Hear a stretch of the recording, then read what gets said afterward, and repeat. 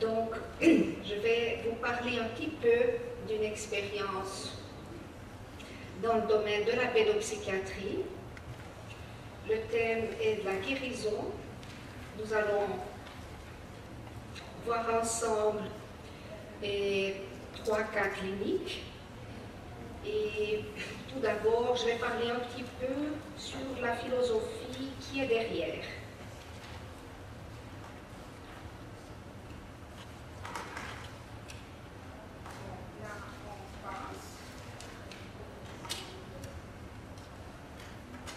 Il faut dire que la médecine a pris un caractère rationnel au 8e siècle avant Jésus-Christ. Et à l'île de Rhodes, une école de médecine a été fondée par un chirurgien, Macao, et par un médecin, Podalire.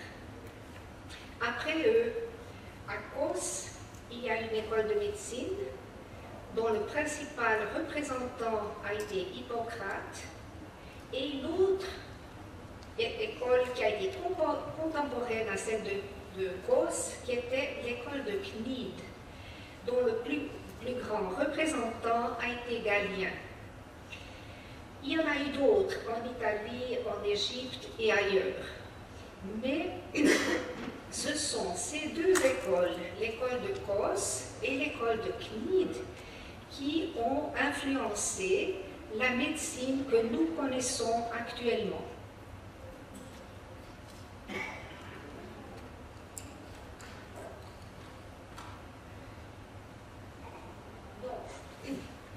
Les concepts sont très différents. Dans l'école de Cnide, l'idée était que la maladie était une affection localisée dans le corps, c'est-à-dire qu'ils se sont intéressés aux symptômes. Et ils observaient très attentivement les symptômes. Il y avait des milliers de pages de description. Et leur idée était qu'il fallait simplement trouver des médicaments antidouleurs, anti-inflammatoires et de nos jours antibiotiques, etc. Donc, c'est cette école de Cnide qui a évolué vers la médecine officielle que nous connaissons aujourd'hui. Toutefois, l'école de Kos d'Hippocrate met le focus sur le malade. Et ainsi, elle tient compte non seulement du corps, du symptôme, mais d'aspects plus généraux. L'état corporel, l'état mental, son mode de vie, etc. Il existe une conception vitaliste qui a été partagée aussi par Aristote et Pythagore, qui parle d'un principe vital qui est différent de l'âme pensante et de la matière. Donc, dans ce concept-là, l'organisme est un être vivant complexe dont les parties sont organisées pour accomplir des fonctions de l'âme et de principes inducteurs. En fait, le serment d'Hippocrate est très beau et en tout cas, c'était mon expérience et de ceux à qui j'étais présente lors de la remise de diplôme. Il y a une très belle fête, des petits extraits sont cités, mais finalement, on ne connaît pas le contenu et j'étais enchantée de connaître, de lire d'un bout à l'autre ce serment d'Hippocrate. Et donc, les principes de base, les principes éthiques, ils sont là. Il y a Paracelse aussi, qui continue dans cette ligne de pensée, et Samuel Hahnemann. Et de manière très germanique, il dit que la première et unique vocation du médecin est de rendre la santé au malade. C'est ce qu'on appelle guérir. Or, nous avons le concept que le médecin doit soigner, c'est juste. Mais là, il dit que notre mission est de guérir et rien d'autre. Et donc, ces concepts sont dans cette ligne d'Hippocrate. Une fonction perturbée n'est pas la cause du mal, mais l'effet. Et dans tout trouble s'exprime une perturbation de la vitalité, que la maladie est immatérielle et que c'est ses effets qui sont matériels.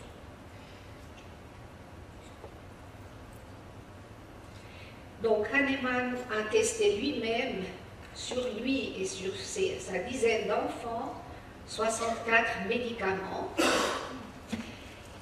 Il avait l'idée que, ou l'intuition, disons, et que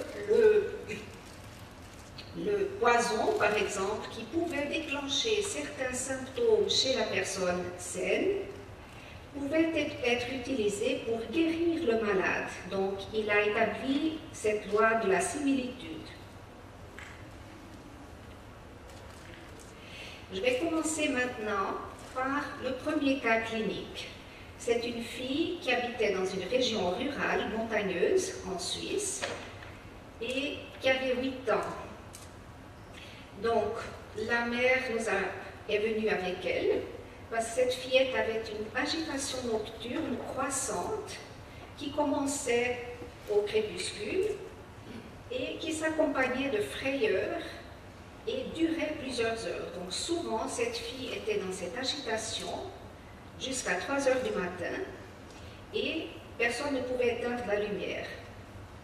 Ce n'était pas simplement une agitation et quelqu'un pouvait rester à côté d'elle, comme la mère le faisait. Mais cette fillette se cramponnait à sa mère et quasiment personne ne dormait dans cette maison. En outre, depuis 2 mois, elle refusait d'aller à l'école seule. Elle voulait être accompagnée. Et c'était quelque part surprenant parce que cette fille était née là-bas.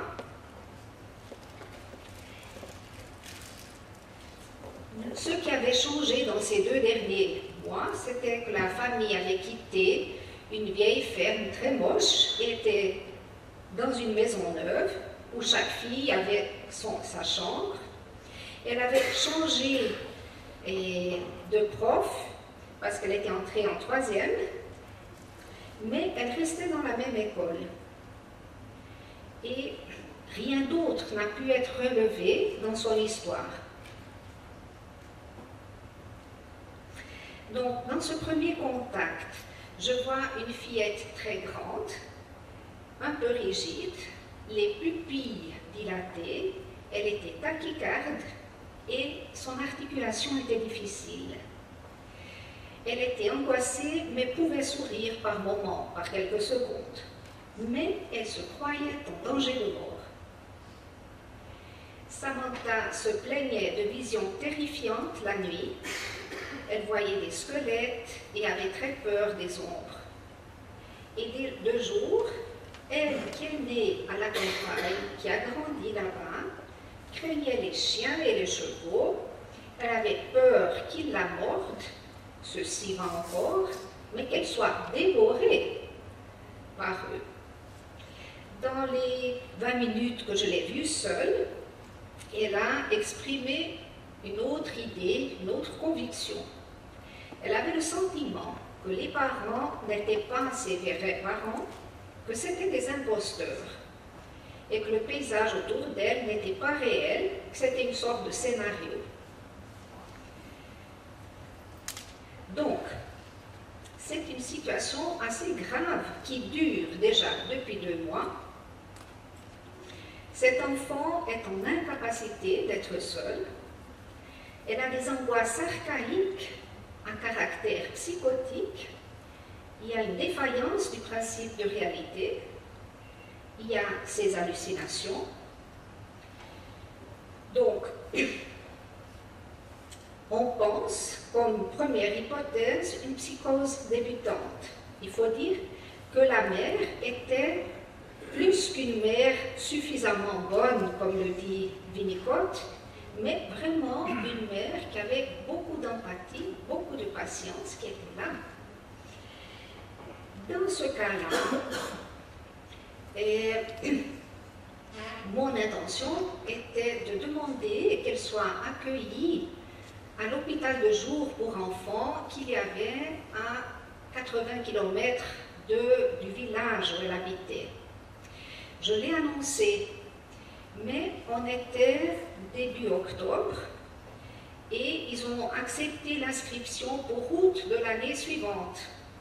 Donc il fallait bien aider cette fille et dans cet état-là, on ne peut pas ne pas donner un médicament.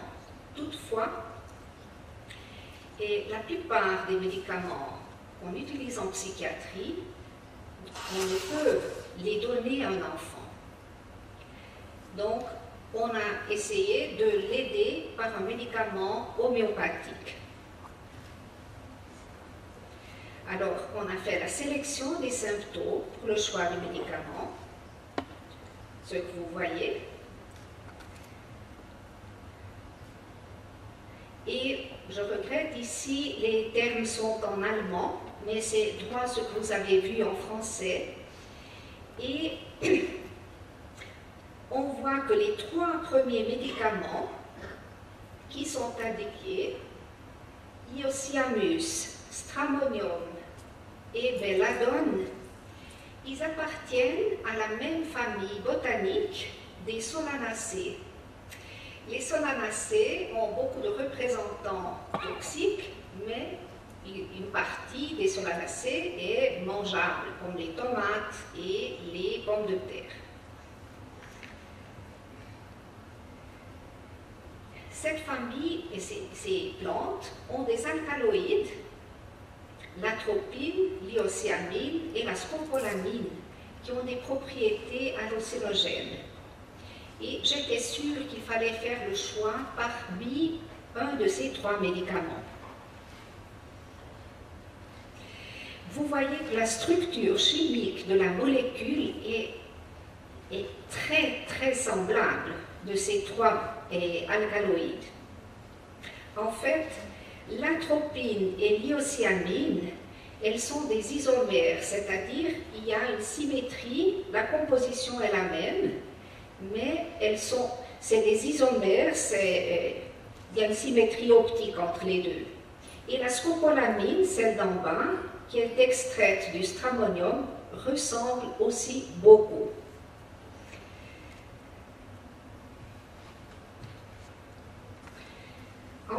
En effet, ces 3 substances produisent le même tableau clinique, c'est-à-dire une tachycardie, une mydriase, c'est-à-dire la dilatation des pupilles, et une diminution des sécrétions. Donc, Samantha avait tout ça.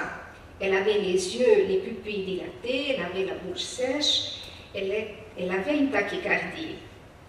Mais cela ne nous aide pas, c'est-à-dire au niveau physique, pour faire la différence.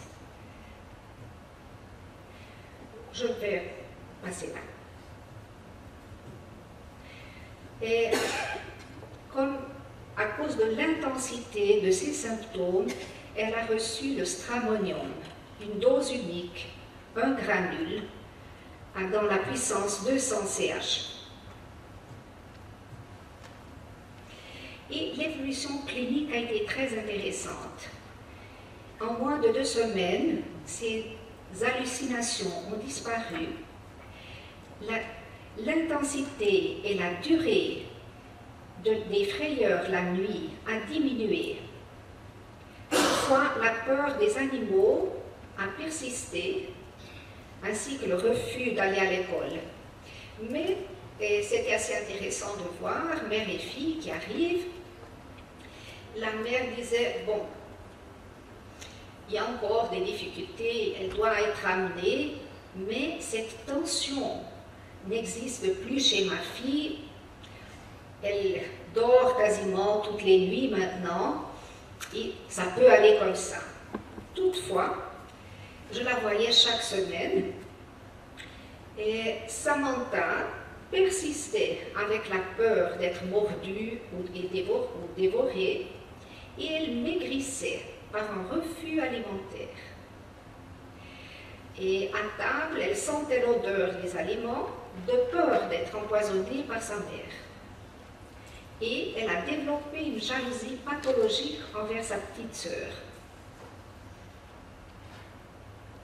À ce moment-là, nous faisons un nouveau choix de médicaments. On prend ces éléments-là, la peur d'être empoisonné, la jalousie pathologique, la peur d'être dévoré. Et nous tombons en premier lieu sur Iocianus. Je pense qu'on l'appelait la jusquiame, cette plante-là, cette fleur-là qui est un peu collante, poilue et qui sent mauvais, mais qui est décorative. Bon, voyons l'effet de ce médicament. Samantha, elle perd cette peur d'être mordue et dévorée. Elle va seule à l'école, arrive à se faire des amis. L'idée d'être empoisonnée restait encore un peu là. La peur des grands animaux a été remplacée par une phobie durable des insectes, mais qui n'était pas, disons, invalidante.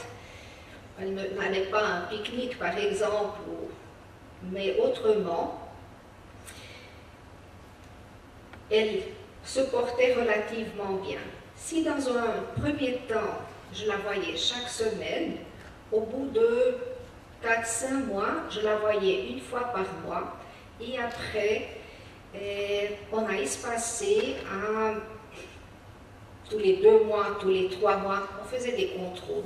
Donc, dans le tout, elle a été suivie pendant 2 ans et demi. Et j'aimerais dire que ça, c'est le volet médical. Et il y a eu un appui invisible pour Samantha. Donc, nous avons notre Sainte Spirit et chaque semaine, elle recevait des prières pour sa guérison. Nous pouvons dire, si nous voulons analyser, ce n'est peut-être pas une guérison à 100%.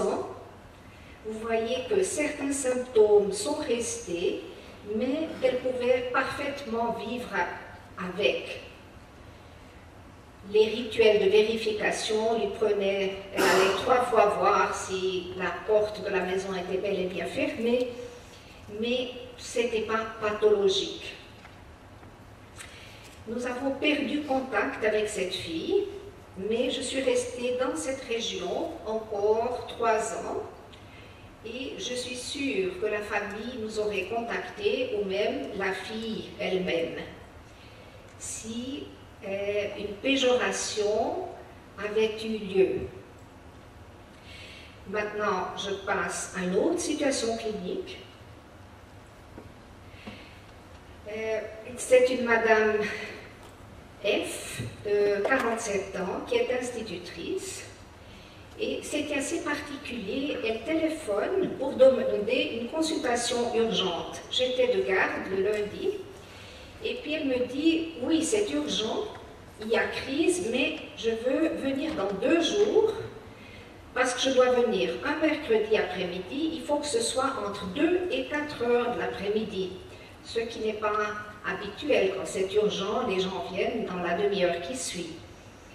Et puis, quand je lui ai posé la question, mais pourquoi entre 14 et 16 heures, elle me dit, mais je fais le caté dans mon village, je suis institutrice, jusqu'à midi je travaille, mercredi c'est le seul après-midi de libre, et à 16h30 je donne le catéchisme, donc il faut que ce soit dans cette tranche horaire. Et 2 jours après, j'ai été effrayée de voir quel était le motif qui amenait la patiente.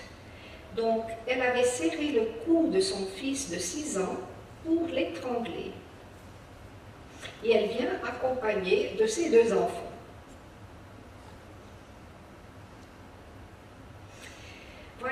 peu le contexte de cette crise. C'est une femme qui élève seule ses enfants. Son ménage est déjà impeccable à 5 heures du matin. Elle revient de la promenade avec le chien à 5 heures du matin. Elle nettoie tout et elle prépare déjà le repas de midi et le petit déjeuner. C'est quelqu'un qui ne supporte pas le désordre, les retards, les mensonges et qui a un sentiment très fort de la justice. Et chaque jour, quand son fils traîne pour aller à l'école enfantine, elle s'énerve. Et le jour, donc 2 jours avant, le garçon avait commencé un bricolage au lieu de s'habiller et avait jeté avec nonchalance des bouts de papier par terre. Très contrarié d'interrompre son activité, il a insulté la mère. Et c'est ce qui a déclenché cette immense colère chez la mère. Donc, c'est une femme qui travaille à plein temps dans l'école de son village. Elle est considérée à raison depuis 26 ans l'institutrice modèle de sa région. Les enfants qui lui sont confiés apprennent avec plaisir. Elle fait des heures supplémentaires chaque semaine, des heures non payées pour s'occuper de ces élèves qui peinent à apprendre. Et même pendant les vacances, elle passe des heures dans des magasins spécialisés en jeux pédagogiques pour découvrir un truc qui pourrait aider tel ou tel autre élève. En outre, tous les jours, en rentrant de l'école, elle fait les 4 heures avec les enfants et puis il y a toujours des réunions dans des associations auxquelles elle participe. Des amis de la nature, des associations d'appui.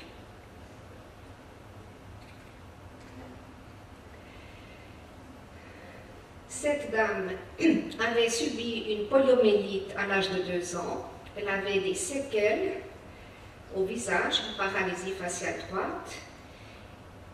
Elle raconte qu'après une séparation du premier conjoint, elle avait fait une anorexie mentale pendant 3 ans. Elle avait des difficultés relationnelles avec ses partenaires. Tous ses enfants sont nés prématurément. Et puis, j'ai été très étonnée de nouveau en lui posant la question si elle pouvait dire quel était un moment difficile de sa vie. Elle me répond les congés maternité. Elle dit qu'elle pleurait en voyant les élèves sur le chemin qui allaient à l'école, alors qu'elle était à la maison. Et là, elle ajoute, je vis par et pour l'école depuis 26 ans. Là, je pense qu'on laisse cette. Alors, que s'était-il passé? Elle s'était séparée 6 mois auparavant de son 2e conjoint, le père de ses 2 enfants. Cette séparation avait été avec l'aide de la police. En fait, c'était un ex-toxicomane qui lui mentait au sujet de plein de choses, aussi de comment il obtenait son revenu. Et lui venait souvent hurler des insultes à sa porte. Et là, il y a une agitation, une irritation croissante chez cette femme.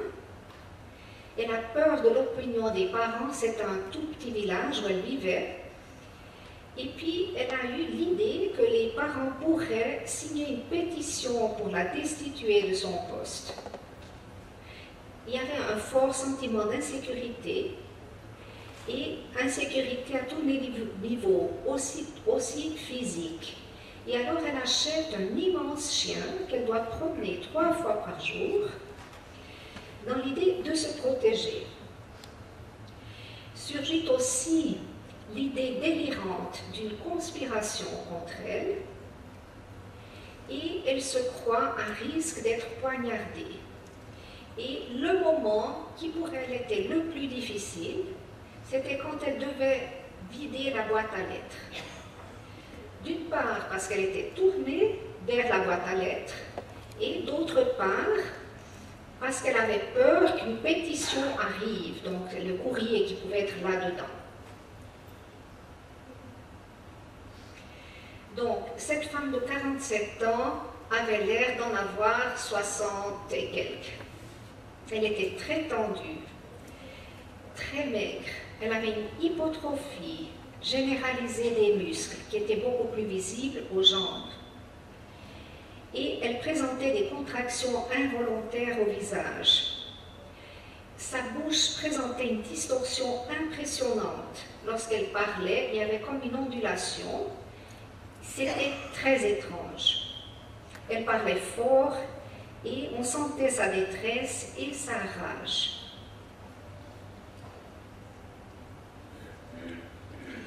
À ce moment-là, et en la voyant, les enfants tendus, sages comme des images, à côté d'elle, elle dont le visage subit ces mouvements involontaires et cette bouche-là qui se métamorphose, et j'ai eu une idée délirante, si elle voulait dévorer ses enfants.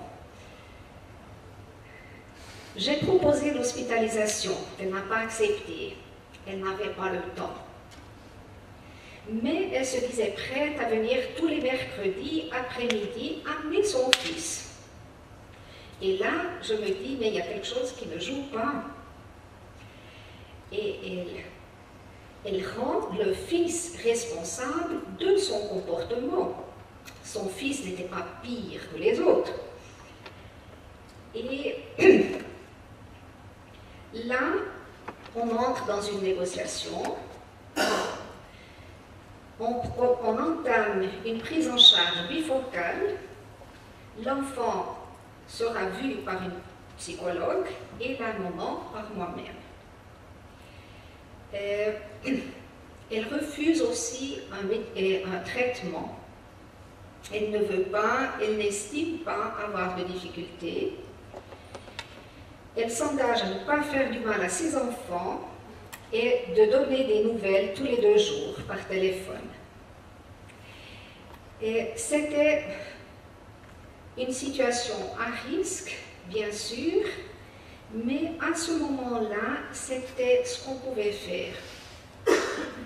C'était un premier contact. Il faut aussi dire que nous, les pédopsychiatres, nous travaillons étroitement avec les instituteurs. Et cette institutrice modèle, qui se donnait un mal fou, et l'hospitaliser contre sa volonté aurait été un acte de violence.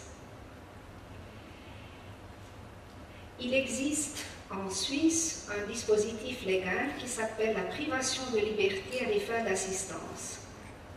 Et là, dans ce cas de figure-là, en général, c'est la police qui vient chercher le patient au domicile ou au travail, mais c'est quelque chose de très dramatique.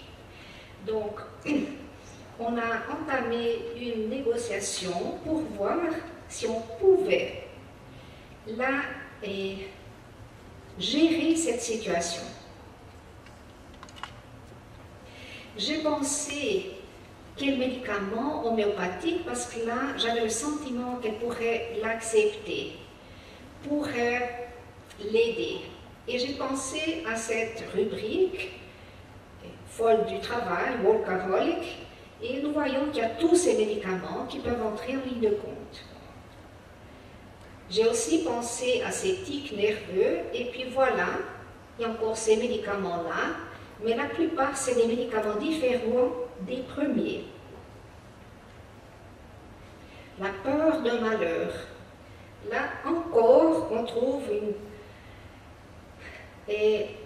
pas mal de médicaments et j'étais sûre que je n'allais pas trouver le médicament adéquat comme ça sur le champ. Aussi, j'avais le sentiment de ne pas connaître suffisamment la situation. Je trouvais que je devais lui donner quelque chose pour la calmer un tant soit peu, pour calmer la situation de cette famille. Et j'ai opté pour un médicament, le causticum. Pourquoi?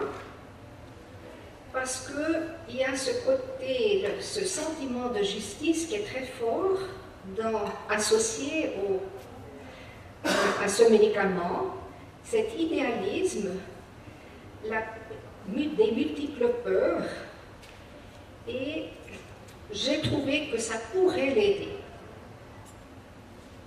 Mais non, il ne s'est pas passé grand-chose. Elle restait tendue, malheureuse, épuisée. Elle me voyait un petit peu comme le bouclier qui empêche d'agresser ses enfants. D'autre part, elle était absolument fiable. Elle venait à tous ses rendez-vous, elle téléphonait à l'heure convenue, et les contrats que nous faisions d'une séance à l'autre étaient pleinement remplis. Mais la situation restait stationnaire, et pendant quasiment 3 semaines,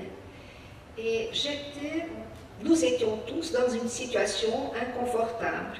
La directrice de ce service de pédopsychiatrie, qui voulait que je l'hospitalise et qu'on place ses enfants, et qui me disait, je ne veux pas le nom de notre institution dans les journaux, et il y avait un risque, c'était sûr, et une situation qui n'évoluait pas. Bien sûr, les prières étaient faites pour elle aussi, mais on était encore dans une situation insuffisante, inconfortable. Et je ne veux pas dire que le hasard fait bien les choses, parce que je ne crois pas au hasard. Mais j'ai reçu une invitation pour passer 3 jours à la campagne chez une amie, il y avait un férié, et j'ai pris quelques revues d'homéopathie pour les lire. Et je trouve cette revue-là, Links, une revue de mars 93. Et que je lis un article sur une maladie dégénérative et neurologique, le syndrome de Marie-Tooth-Hoffmann, et je lis ce que cet auteur, la doctoresse Collins, décrit. Alors, elle parle du profil psychique des personnes qui ont besoin de ce médicament, qui est le plombon. Elle relève l'importance de la loi, de l'ordre et du temps chez ces personnes, le côté destructeur et leur énorme capacité d'assumer des responsabilités, le sens du devoir, de l'honneur et de l'éthique, la quête de la perfection et les grosses difficultés de contact et de communication que ces gens ont. Elle parle de cette tendance à la rigidité, du côté workaholic, et là elle cite 2 phrases des patients qu'elle a soignés qui sont quasiment identiques à la phrase que ma patiente a dite. Bon, au niveau physique, elle parle du sentiment de faiblesse, d'épuisement et de lourdeur, des fourmillements, d'anesthésie et de la fonte de muscles. C'est ce que j'avais observé chez cette patiente. Et là, j'ai vu qu'au niveau des symptômes physiques, je pouvais trouver le médicament Plombon. Et sur tous ces symptômes-là, même sur la poliomyélite qu'elle avait eue, concernant la poliomyélite qu'elle avait eue à l'âge de 2 ans, aussi le Plombon était un bon médicament. Au niveau psychique, il recouvre ces symptômes qu'on vient de citer. Donc, elle reçoit ce médicament en dose unique. Comme effet immédiat, dans 2 à 3 jours, il y a une détente, les tics nerveux disparaissent et elle trouve un sommeil réparateur. 3 semaines plus tard, ces idées délirantes avaient disparu et elle pouvait communiquer sur un mode ludique avec ses enfants. Au bout de 6 mois, c'est quand on a fini cette prise en charge, elle disait que la vie a de nouveau du mordant. Elle qui était plutôt masculine, ses contours angulaires s'arrondissent, son côté féminin émerge et elle aménage sa vie d'une manière à vivre agréablement. Et elle diminue sa participation aux associations auxquelles elle appartenait pour être plus avec ses enfants. Dans ce cas-là, il y a eu les soins médicaux, un traitement homéopathique qui a été efficace, mais je sais que dans cette jungle de médicaments, je n'aurais pas été apte à trouver le médicament. Et là, de nouveau, je vois comme effet de la prière qu'on soit guidé sur le chemin qui va nous aider à trouver la solution. Nous savons combien l'empathie est importante entre le médecin et le patient. Nous savons aussi combien la foi est importante parce que c'est grâce à la foi qu'on va trouver la solution possible. Et moi qui avais, je ne sais pas, une centaine de revues d'homéopathie, je prends justement 3 revues, parce que c'était 3 jours, je me suis dit, je prends 3 revues, j'aurai assez à lire, et je lis quelque chose sur une maladie neurologique rare qui, en principe, ne m'aurait pas intéressée. Et voilà, que j'étais sur la piste, sur la bonne piste. Concernant la question de la guérison, est-ce qu'on peut admettre que cette femme a été guérie? Là, je pense qu'elle a pu redémarrer sa vie, qu'elle a trouvé une qualité de relation avec ses enfants qu'elle n'avait pas eu jusque-là. Et je sais que 2 années plus tard, il y a eu une certaine rechute. Mais pas à ce niveau-là, comme dans un premier temps, et à ce moment-là, elle a reçu le médicament. Hélas, elle a, entre guillemets, disparu, c'est-à-dire, et probablement, elle trouvait que son état ne justifiait pas de faire un suivi. Ce que je n'ai pas observé chez elle, et même ce qui m'a étonnée, c'est que dans les patients, et en général, je suis 80 patients par mois, différents patients, et tous leurs noms sont amenés dans nos groupes de prière. Et peut-être pour un tiers, les gens se relient à leur religion d'origine. C'est un phénomène que j'ai observé et ils m'en parlent. Et je suis toujours ravie de ce phénomène que j'observe si souvent. Ça n'a pas été le cas pour cette Madame F. Maintenant, j'aimerais venir au 3e cas. C'est une fillette de 10 ans, Victoria, qui a été annoncée par sa mère. Et dans d'emblée, nous voyons que la mère a été très franche. Elle dit qu'elle me téléphone parce qu'elle avait reçu l'ordre de le faire.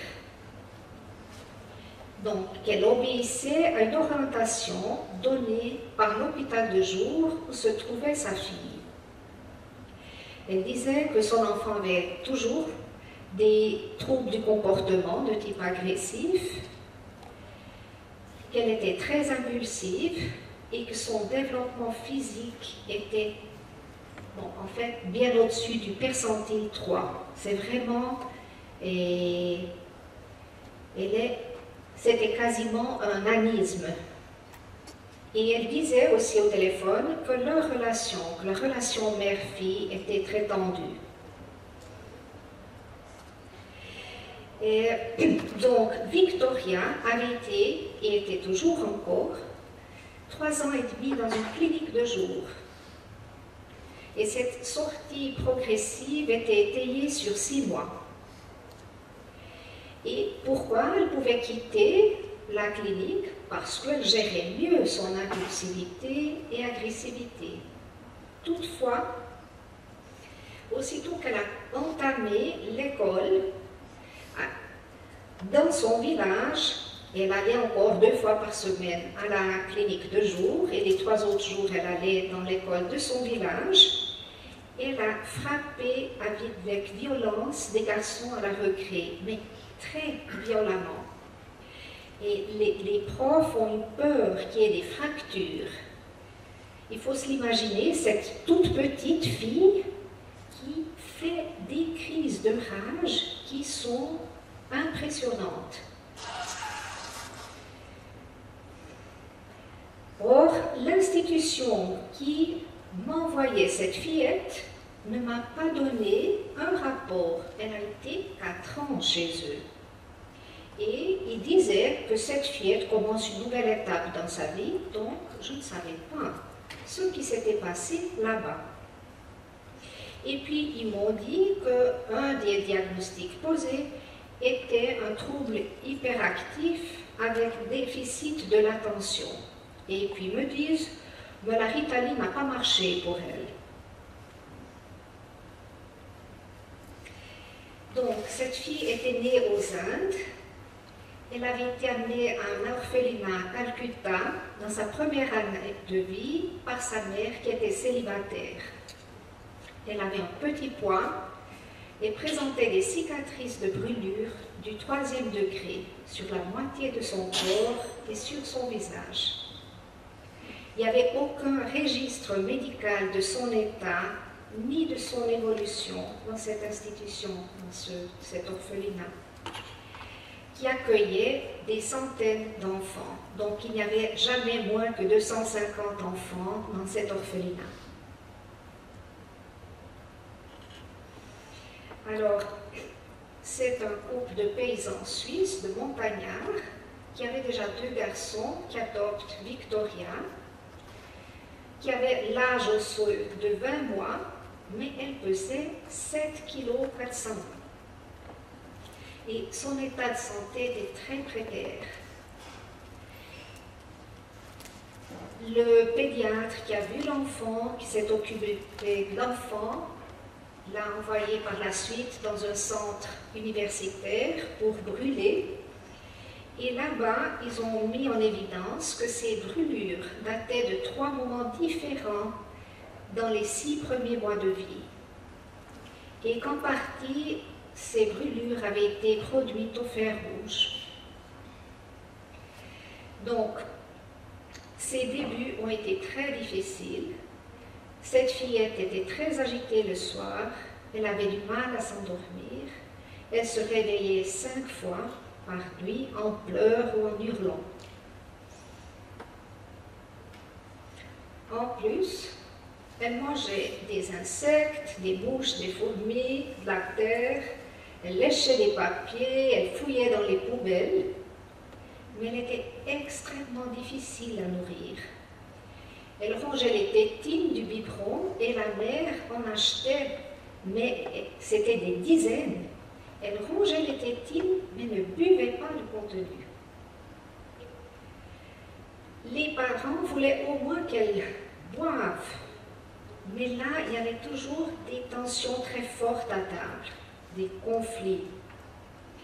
Et dans cette situation, cette fille a pris 800 grammes seulement les 6 premiers mois chez cette famille paysanne qui avait des vaches, des moutons, des poules, et 800 grammes dans l'année suivante.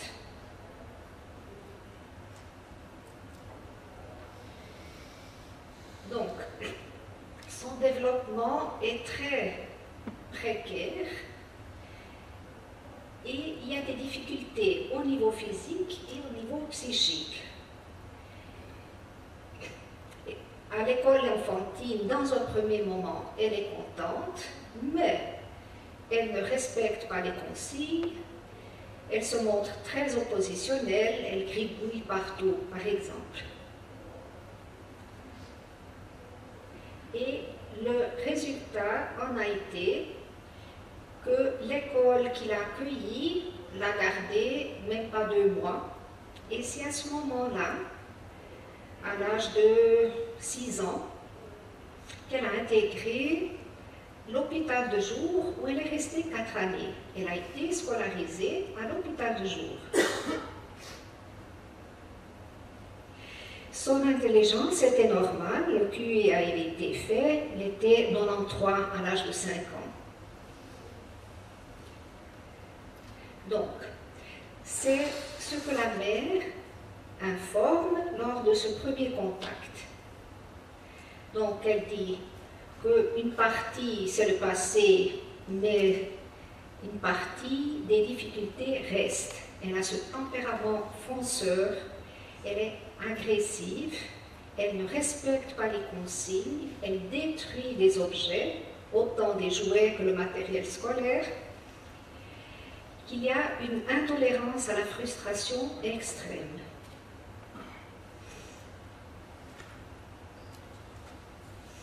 Alors, en voyant cette fillette, elle avait donc 10 ans, elle pesait 24 kilos, et elle s'habillait comme un garçon. Et elle avait elle ressemblait, elle avait quelque chose de viril en elle. Et son regard était perçant et très dur, sa peau très sèche. Et puis, sa peau était horrible à voir. En la voyant, on avait quasiment l'impression de voir un reptile. Excusez-moi de la comparaison.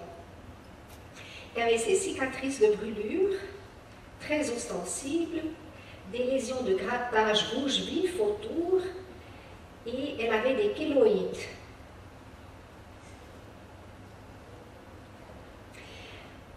Par contre, elle était très agile, se déplaçait vite, découvrait chaque niche dans cette salle, et je vois qu'elle m'observe tout en se déplaçant.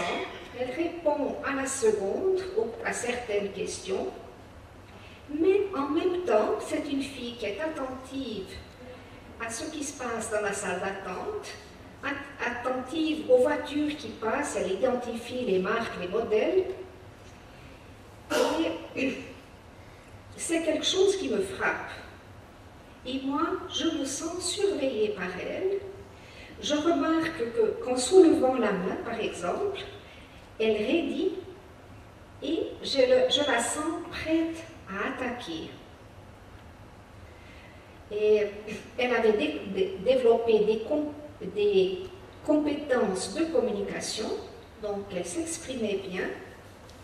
Elle a pu parler de ces moments d'intense colère et que la pensée, ils sont méchants, lui traversait l'esprit chaque fois qu'elle voyait un groupe de personnes. Là, nous sommes en face d'une situation très complexe où il y a comorbidité, plusieurs diagnostics psychiatriques. Cette agitation de la fille et l'hypervigilance évoquent bien plus un diagnostic d'état de stress post-traumatique que celui d'un trouble hyperactif. Aussi, avec cette histoire de maltraitance grave, précoce et à répétition,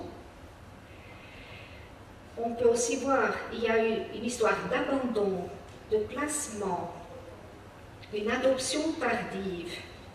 Elle avait aussi ce trouble alimentaire, des troubles du sommeil et un trouble de l'attachement. Donc, vous voyez tous ces diagnostics.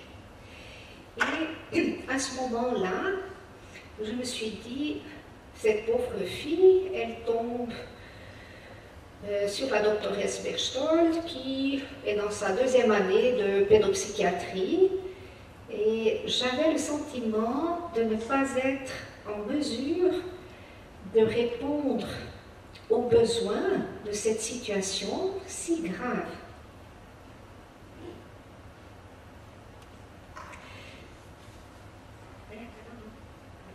Derrière, voilà. Non, non, non. En arrière, 3.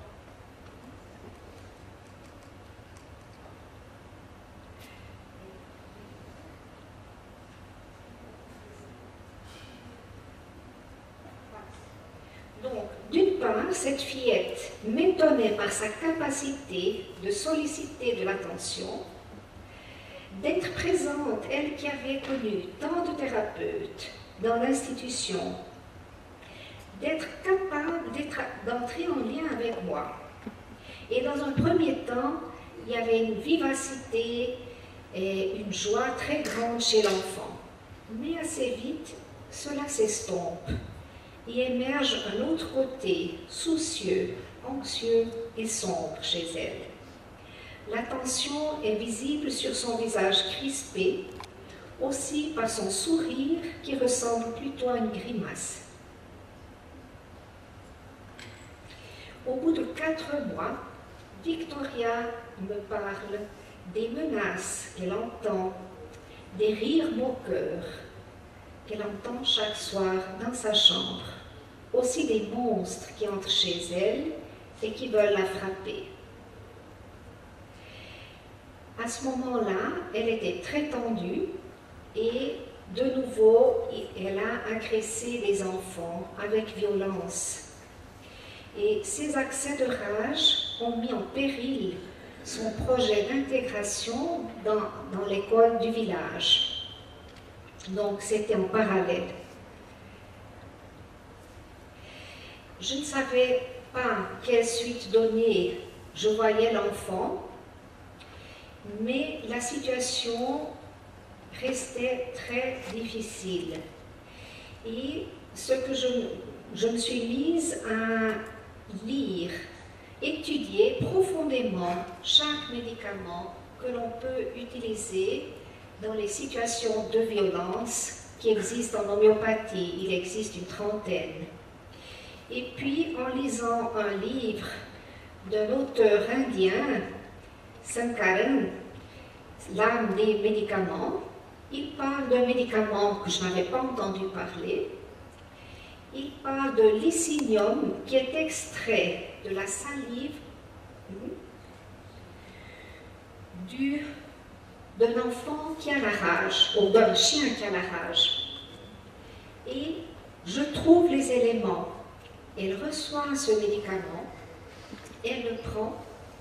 Cette fillette se développe d'une manière extraordinaire. Elle grandit de 8 cm en 2 mois et demi, ce qui est absolument spectaculaire.